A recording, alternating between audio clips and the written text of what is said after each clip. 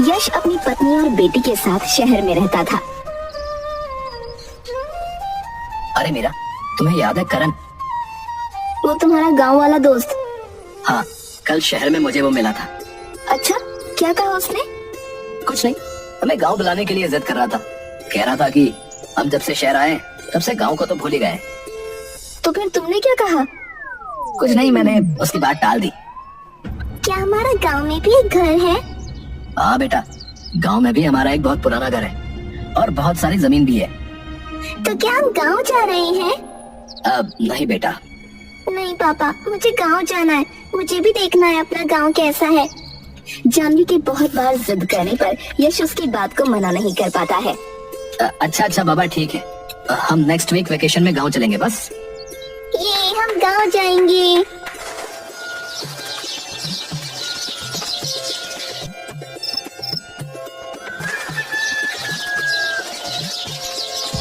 अगले सप्ताह यश और उसका परिवार गांव के लिए निकल जाता है। पापा, ये अपना गांव है? और अपने छोटे से कैमरे से एक तस्वीर निकालती है। वाह, ये तो बहुत सुंदर है और शहर से तो कितना अलग है। अरे बेटा, गांव ऐसे ही होते हैं। अच्छा मीरा, मैं करण को भी फोन कर देता हूँ ताकि वो हमारा रहने का इंतजाम कर दे।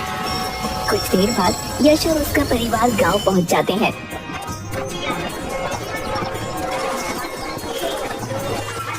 अरे यश, अरे तू तो शहर जाकर जैसे सब कुछ भूल ही गया रे। अरे अब क्या करूं भाई, काम ही इतना रहता है कि टाइम ही नहीं निकाल पाता। मैंने तेरे रहने का इंतजाम जो है अपने घर पर ही किया है। अच्छा, जैसे ही हवेली की साफ सफाई हो जाएगी तुम्हारा सामान वहाँ पर रखवा दूंगा, ठीक है? फिर यश उसकी पत्नी और बेटी जानवी के साथ घर में चले जाते हैं। शाम को जब सब लोग बैठे होते हैं तब एक नौकर दौड़ा हुआ उनके पास आता है। अरे मालिक, वो अरे इतना घबराए हुए क्यों हो भाई? अरे मालिक, वो जो टिंगरू चाचा की अस्थियों का घड़ा रखा हुआ था ना, वो टूट गया। अरे तो इसमें इतनी घबराने वाली कौन सी बात है भाई, हैं? अरे साहब, उसके बाद मुझे ऐसा महसूस होता है जैसे टिंगरू चाचा वही कहीं आसपास ही हो। अरे बलवंत काका, तुम भी ना ऐसे ही शक पाले हो, तुम्हें कोई वहम हुआ होगा। अच्छा ठीक है, तुम कहते हो तो वहम ही सही। अच्छा मालिक, वो हवेली की साफ सफाई हो गई है, आप कहो तो आपका सामान वहाँ रखवा दो। हाँ। पापा, वैसे टिंगरू चाचा कौन है और ये काका इतने घबराए हुए क्यों हैं? अरे जानवी बेटा, ये टिंगरू चाचा तुम्हारे दादाजी हैं। पर पापा, आपने तो मुझे कभी भी उनके बारे में कुछ नहीं बताया। अरे बेटा, वो सामान हवेली में रखना है ना, देर हो रही है, चलो जल्दी।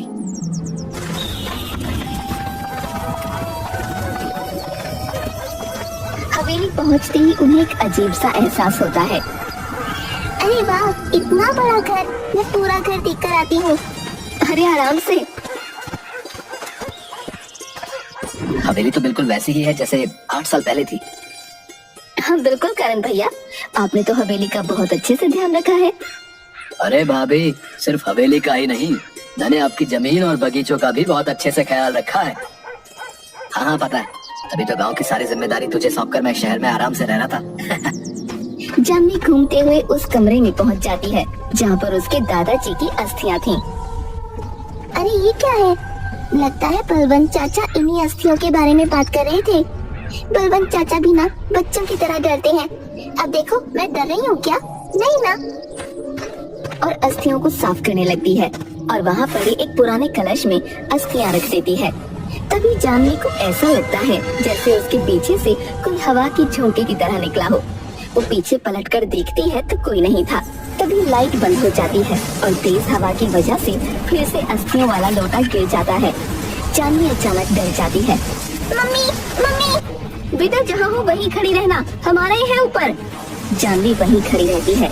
अचानक बिजली कड़कने लगती है और जानवी जब खिड़की की तरफ देखती है तब उसे कोई सिगार फूंकते हुए दिखाई देता है। जानवी डरते हुए उसके पास जाती है। कौन?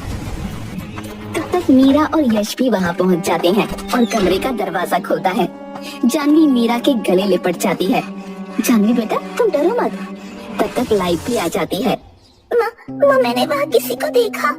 जानवी को ऐसे घबराया देख क्या हुआ बच्चा, तुम इतनी घबराई हुई क्यों?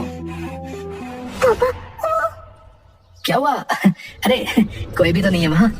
जानवी वहीं पर बेहोश होकर गिर जाती है। जानवी बेटा, क्या हुआ तुम्हें?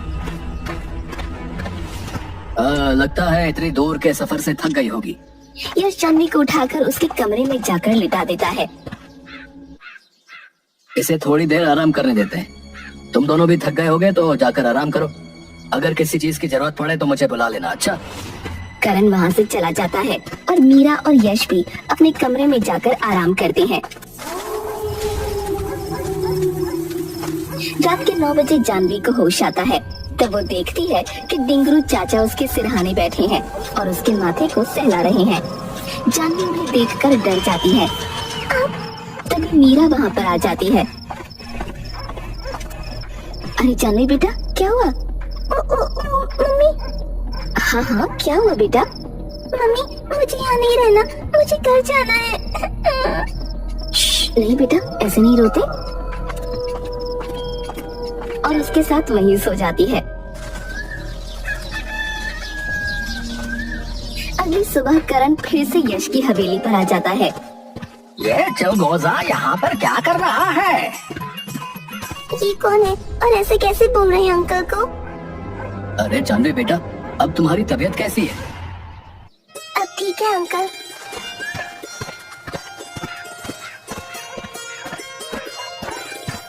अच्छा यश, तुमने मुझे एक प्लॉट के लिए पूछा था ना? मैंने उस प्लॉट के मालिक से बात कर ली है और उसके डॉक्यूमेंट भी रेडी करवा लिए हैं। तुम चाहो तो अभी साइन कर सकते हो। अरे शुभ काम में देरी किस बात की? अरे नालायक, तुझे अभी भी अच्छे और बुरे में फर्क करना नहीं आया। करण और यश बैठकर बातें करने लगते हैं। चल बेटा, तू भी नाश्ता कर ले और दवाई लेकर आराम कर ले। फिर जानवी मीरा के साथ अंदर चली जाती है। फिर पलक झपकते ही डिंगरू की आत्मा करण और यश के पीछे जाकर खड़ी हो जाती है और करण के सिर पर एक झापड़ देता है। करण इधर उधर देखता है पर उससे कोई नहीं दिखता। अरे दोस्त, एक बार पढ़ ले। अरे पढ़ने की क्या जरूरत है यार, मुझे तुझ पर पूरा भरोसा है। तेरी कागज न पढ़ने और जल्दी से किसी पर भी भरोसा कर लेने की आदत से आज मेरा फायदा हो जाएगा। अरे नालायक, ये तेरी सारी जमीन हथिया लेगा और तू सर पर हाथ रखकर बैठे रहना है। हाँ। डिंगरू यश की तरफ जाकर जोर से फूंक मारता है और जोर जोर से हवा चलने लगती है। यश के हाथ के सारे कागज उड़ जाते हैं। अरे इस हवा को भी अभी चलना था, बस मेरा काम होने ही वाला था। उसकी सारी जमीन और ये हवेली अपने नाम से करवा कर इसको जान से खत्म कर दूंगा। जब देखो तब मुझ पर हुक्म चलाता रहता है। फिर डिंगरू चाचा जाकर उड़ते हुए कागज को पकड़कर अपने पास छुपाकर रख लेते हैं। मैं जाकर पेपर लेकर आता हूँ। ये सारे पेपर्स कहाँ गए? लगता है हवा की वजह से कहीं बाहर उड़ गए होंगे। एक काम करो यार, तुम जाकर नए पेपर्स बनवा लो। इधर जानवी सोच में डूबी रहती है। आखिर वो बूढ़े काका है कौन और सबको ऐसे कैसे बोल रहे थे? मम्मी, हमारे यहाँ कोई बूढ़े अंकल काम करते हैं क्या? हाँ बेटा, बलवंत काका, वो जो उस दिन हमें मिले थे। अरे नहीं मम्मी, उनके अलावा और भी कोई? नहीं तो, पर तू ऐसे क्यों पूछ रही है? नहीं, कुछ नहीं। और वहाँ से चली जाती है। तभी उसे डिंगरू चाचा दिखाई देते हैं, जो कभी करण की कुर्सी खींच रहे थे तो कभी पानी का गिलास गिरा देते हैं। अरे यश, हम ना बाहर चलकर बात करते हैं। फिर दोनों बाहर चले जाते हैं। कौन हो आप और मेरे पापा और अंकल को ऐसे परेशान क्यों कर रहे हो? तुम मुझे देख सकती हो? हाँ तो क्या? मैं बर्बाद हो गया। 8 साल से उस मनहूस घड़े में बंद था।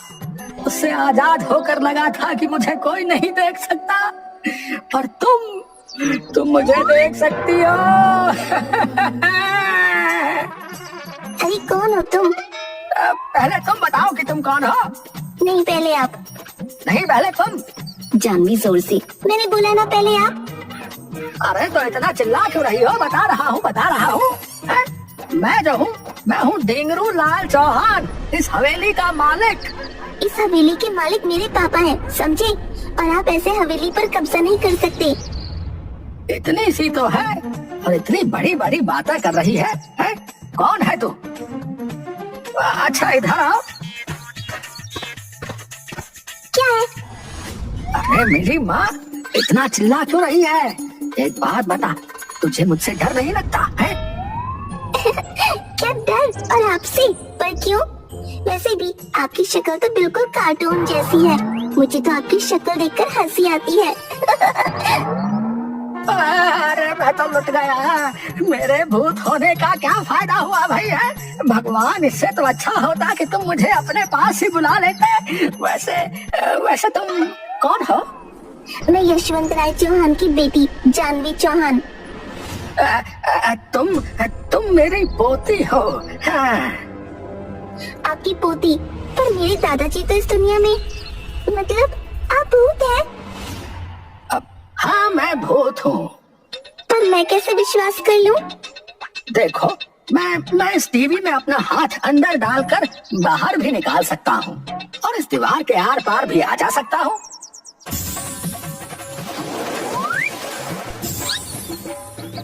क्या आप सचमुच मेरे दादा के भूत हो?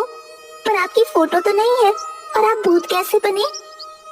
बेटा, जब इंसान की मौत समय से पहले हो जाती है तब वो भूत बनकर भटकता रहता है। तो फिर आप मरे कैसे? मेरी मौत के पीछे तुम्हारे माँ बाप का हाथ है। क्या मम्मी पापा? हाँ, उन दोनों की वजह से ही मेरी आत्मा आज भटक रही है। उन दोनों ने जमीन के कागजात पर दस्तखत करवा लिए और फिर मुझसे गलत सलूक करने लगे। तेरी माँ ये मुझसे घर का काम करवाती और खाना भी नहीं देती और बीमार होने पर मेरा इलाज भी नहीं करवाते। एक दिन जब तुम्हारे मामा और मामी आए तब मैंने उनसे पहले खाना खा लिया। इस बात से गुस्सा होकर तेरी मम्मी ने मुझे घर से बाहर निकाल दिया। मैं 10 दिन तक भूख से तड़प तड़प कर मर गया बेटा। और ये तो कुछ भी नहीं, मरने के बाद इन्होंने मेरी अस्थियां तक विसर्जित नहीं की। मेरे मरने के 1-2 दिन बाद ही ये गांव छोड़कर चले गए। डिंगरू की बात सुनकर जानवी की आंखों में आंसू आ जाते हैं। मम्मी पापा ने आपके साथ ऐसा किया, मुझे यकीन नहीं होता। अच्छा, वैसे मुझे एक बात बताइए, आज जब करण अंकल प्लॉट के पेपर लेकर आए थे तब आप पापा को साइन करने से क्यों रोक रहे थे?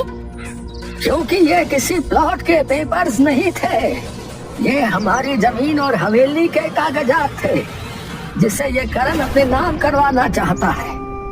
इसने मुझसे भी बहुत बार जालसाजी करने की कोशिश की थी पर मेरे सामने टिक नहीं पाया। पर तेरा बाप ये उसके झांसे में फंस गया और उसे अपना दोस्त बना लिया और ये आस्तीन का सांप उसे बेवकूफ बनाकर मालिक बनना चाहता है। तभी तो ये तेरे बाप की दुम बनकर फिरता रहता है। जानवी मुंह पर हाथ रखकर हंसती है। तुम्हारा बाप ऐसे नहीं मानेगा, इसके खिलाफ हमें कोई ठोस सबूत जमा करना पड़ेगा। वो सब छोड़िए, पर पहले आप मुझे अपना गांव दिखाइए। ठीक है, चलो मेरे साथ। हाँ, 1 मिनट, मुझे अपना कैमरा भी साथ में लेने दीजिए। फिर डिंगरू चाचा और जानवी दोनों गांव घूमने निकल जाते हैं। उन्हें आते हुए शाम हो जाती है। रास्ते में करण का घर आता है। डिंगरू वहीं रुक जाता है। अरे क्या हुआ दादाजी, आप रुक क्यों गए? बेटा तू यहीं रुक, मैं अभी आता हूँ।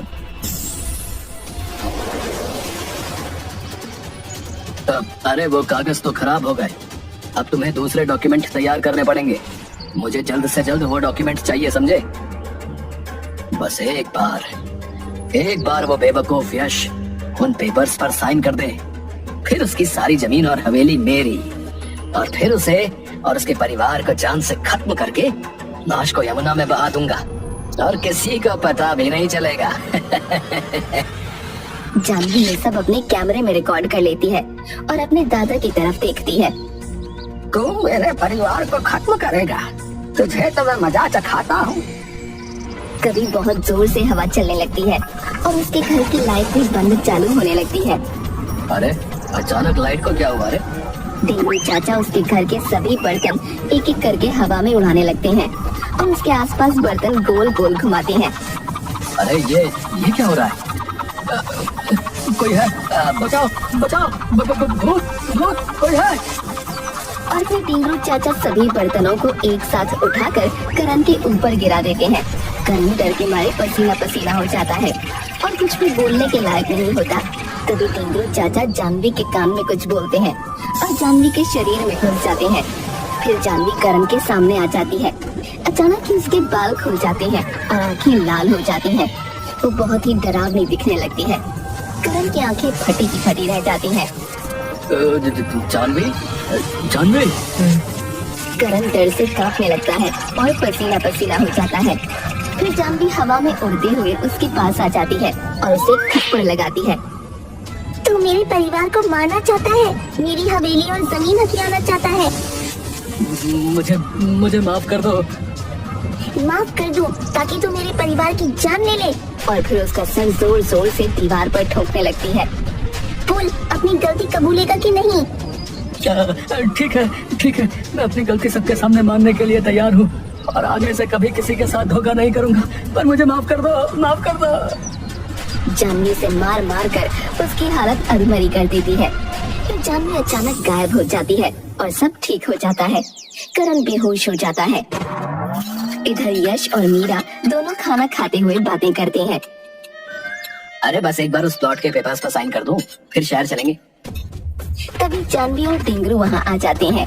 जानवी जानबूझकर अपनी मम्मी की प्लेट गिरा देती है। वो गलती से गिर गई। अरे कोई नहीं बेटा। पर मम्मी, अब तो खाना भी नहीं बचा, अब आप क्या खाओगी? कोई बात नहीं बेटा, वैसे भी मुझे आज भूख नहीं थी। ऐसे ही जानवी कुछ न कुछ करके 2-3 दिन उसकी मम्मी को खाना खाने से रोकती है। मम्मी, आज गांव में जो नए दोस्त बने हैं, मैंने उन्हें खाना खाने के लिए बुलाया है। आप उनके लिए खाना बना देना। बेटा वो क्या है ना, मुझे आज थोड़ी कमजोरी लग रही थी। आपको देखकर तो नहीं लगता, और वैसे भी मैं आपको बता रही हूँ, पूछ नहीं रही हूँ। मीरा को एक पल के लिए उसकी कही गई बातें याद आ गईं, जो उसने टिंगरू से कही थी। दादाजी, मम्मी को भी तो एहसास होना चाहिए ना कि आपको कैसा लगता था जब वो आपसे ऐसे बात किया करती थी।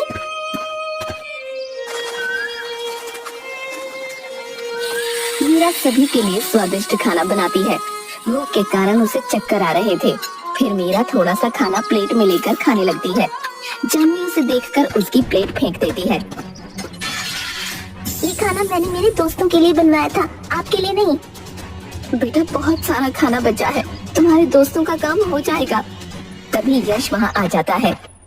जानवी, ये कोई तरीका अपनी मम्मी से बात करने का? अच्छा, तो जब मम्मी दादाजी से ऐसी बात करती थी तब तो आपको उनका तरीका गलत नहीं लगा था? मीरा और यश दोनों चुप हो जाते हैं।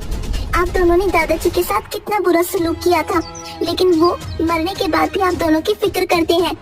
यश और मीरा दोनों एक दूसरे की तरफ देखने लगते हैं, और जिसे आप अपना सबसे अच्छा दोस्त समझते हैं वो तो टिंगरू की तरफ देखती है। आस्तीन का सांप। हाँ, वो तो आस्तीन का सांप है। फिर जानवी उन्हें अपने कैमरे की रिकॉर्डिंग दिखाती है। तभी करण हाथ पैर में पट्टी बांधे वहाँ आ जाता है।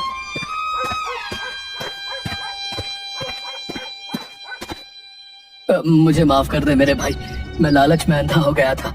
जानवी बेटा, तुमने मेरी आंखें खोल दी। अब मैं किसी से भी धोखा नहीं करूंगा। यश, मैं तुम्हारी हवेली और जमीन हथियाना चाहता था। तुम मुझे धोखा देते रहे थे और मैं आंख बंद करके तुम पर भरोसा करता रहा। तुम्हें अपना सबसे अच्छा दोस्त मानता रहा, और तुमने मेरी ही पीठ में छुरा घोंप दिया। फिर यश पुलिस को फोन करके सारी बातें बताता है और बुला लेता है। इंस्पेक्टर साहब, ले जाइए इस धोखेबाज को। दोस्त, मैंने कभी तेरे बारे में अच्छा नहीं सोचा, लेकिन एक बात कहूँ, तू जानवी को किसी तांत्रिक के पास जरूर ले जाना। अरे चल चुपचाप चल। पुलिस करण को ले जाती है। पर जानवी, तुम्हें इस करण की असलियत का पता कैसे चला? फिर जानवी यश और मीरा को सारी बातें बताती है। फिर दोनों को अपनी गलती का एहसास हो जाता है। बापूजी, हमें माफ कर दीजिए। मैं दिल से आपसे माफी मांगता हूँ। हाँ बापूजी, जब जानवी मेरे साथ ऐसा बर्ताव कर रही थी तब मुझे समझ आ गया कि आपको मेरे ऐसे व्यवहार से कितना बुरा लगता होगा। हो सके तो मुझे माफ कर देना। ठीक है, ठीक है। अब ज्यादा इमोशनल ब्लैकमेल करने की जरूरत नहीं है, समझा? दादाजी ने आपको माफ कर दिया है।